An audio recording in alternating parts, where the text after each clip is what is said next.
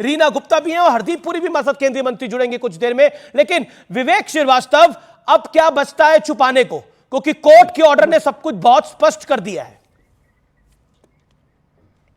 नहीं, कोर्ट के ऑर्डर ने कुछ ऐसे स्पष्ट नहीं किया है। और जहां तक आप विटनेसेस की बात कर रहे थे कि साहब witnesses need to be taken seriously, 164 धारा आपने जो कोर्ट करी थी, तो हॉस्टाइल विटनेसेस भी इसी देश में होते हैं जो विटनेस बनते हैं पॉलिटिकल और पुलिस के प्रेशर में, और उसके बाद बहुत सारे केसेस में हॉस्टाइल भी हो जाते हैं, जो कि आज आम आदमी पार्टी क्लेम कर रही है। These witnesses have become witnesses because of political pressure. दूसरी बात, संजय सिंह जी को जिन आधारों पे छोड़ा गया और जिन आधारों पे ऑनरेबल जस्टिस स्वर्णकांता वर्मा जी ने आज दिया है अपना जजमेंट, स्वर्णकांता उन शर्मा, दोनों में काफी चीजों में ओवरलैप्स हैं, लेकिन जजमेंट डिफरेंट आया है।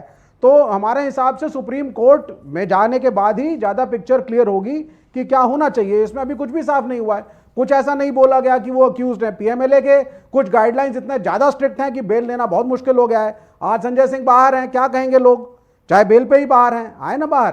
तो ये देखिए हैरेसमेंट की नीति है सरकार की। इसमें हैरेसमेंट क्या, कोर्ट का ऑर्डर है भाई? नहीं, इसमें हैरेसमेंट क्या, कोर्ट का ऑर्डर है। अब देखिए, ये जो दलीलें थी ये तो ऑनरेबल कोर्ट में दी गई, लेकिन अब ये कोर्ट का ऑर्डर है और कोर्ट का ऑर्डर बहुत ही ज्यादा डिटेल्ड है और उस कोर्ट के ऑर्डर के अंदर बहुत सी चीजें हमारे समक्ष है। उस कोर्ट के ऑर्डर के अंदर बड़ी कैटेगोरिकली कई चीजों में बहुत चीजें शामिल लिखी गई हैं। ईडी की जांच में पता चला कि केजरीवाल निजी और पार्टी संयोजक के तौर पे शामिल है। यह मामला केंद्र सरकार और केजरीवाल का नहीं है, केजरीवाल और ईडी के बीच का है। अब बताइए क्या करेंगे? कुछ बचता ही नहीं है बचाने को, कुछ ढकता ही नहीं है ढकाने को, क्योंकि हर चीज आज ब्लैक एंड व्हाइट में सामने आ गई है कोर्ट के ऑर्डर के बाद। देखिए, इस देश में अमीश भाई, कॉन्स्टिट्यूशनली अगर आप प्रोविजंस को देखें तो टीएन सेशन ने कहा था, my biggest achievement is I am not the chief election commissioner of government of India, I am the chief election commissioner of India. और ये मैं पहली बार लोगों को जाकर के बता रहा हूं, ऑनरेबल टीएन सेशन का स्टेटमेंट है। उसी प्रकार से बहुत सारे विभाग जैसे ईडी है, सीबीआई है, इनकम टैक्स के विभाग हैं, ये केंद्र सरकार के अंदर आते हैं और बहुत बार इनको केंद्र सरकार यूज करती है मैनिपुलेशन में अपने पॉलिटिकल वेंडेटा के लिए। तो वो ठीक है, टेक्निकली जज ने ठीक बोला है, जस्टिस स्वर्णकांता वर्मा जी ने, कि भाई स्वर्णकांता शर्मा, मेरा रिक्वेस्ट है, स्वर्णकांता शर्मा है, जस्टिस स्वर्णकांता शर्मा है, और मुझे बार बार लग रहा है कि आप जज का नाम ले रहे हैं, वो आपका अधिकार है, आपका एक राइट है, लेकिन फिर भी मैं कह रहा हूं कंटेम्प्ट ऑफ कोर्ट का कोई प्रयास ना हो, कंटेम्प्ट ऑफ कोर्ट का कोई प्रयास ना हो। मैं बहुत क्लियरली बार बार ये बात को बोल रहा हूं। ओके, मेरे साथ रीना जी भी हैं, मैं रीना जी आपका रुख भी करूंगा। रीना जी, अब क्या बचता है बचाने को? मतलब निश्चित तौर पर सुप्रीम कोर्ट में आप जाएंगे, लेकिन ये लीगल एडवाइस किसकी थी कि आप चैलेंज करें अरेस्ट को?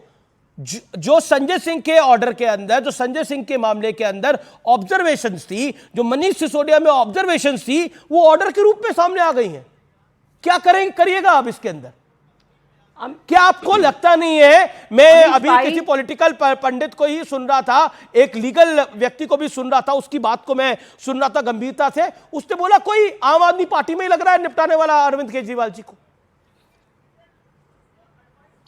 अमीश भाई, ये लीगल इशू है ही नहीं, ये भारत के इतिहास का सबसे बड़ा राजनीतिक षड्यंत्र है जो मोदी जी ने रचा है अरविंद केजरीवाल के खिलाफ।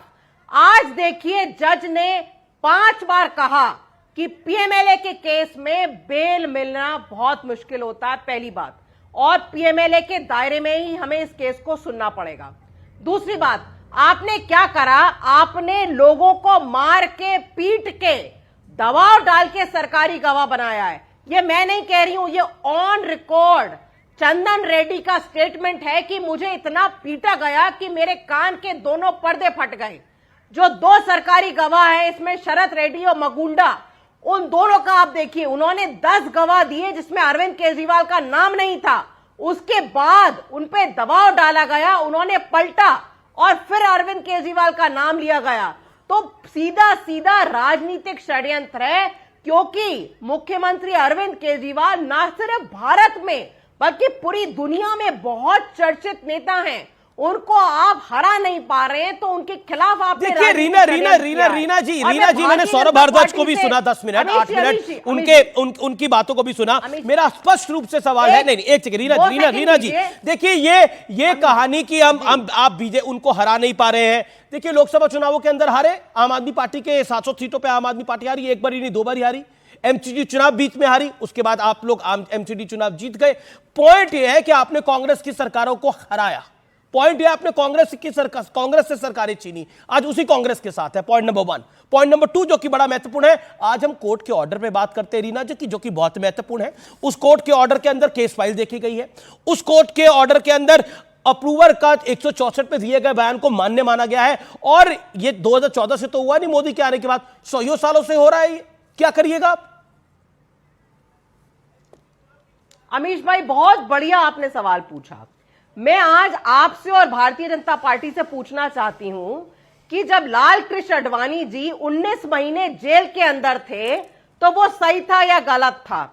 जब अटल बिहारी वाजपेयी जी मैडम वो इमरजेंसी थी, अंदर थे, मैडम वो इमरजेंसी थी, इमरजेंसी के अंदर सारे मौलिक अधिकार खत्म हो जाते हैं।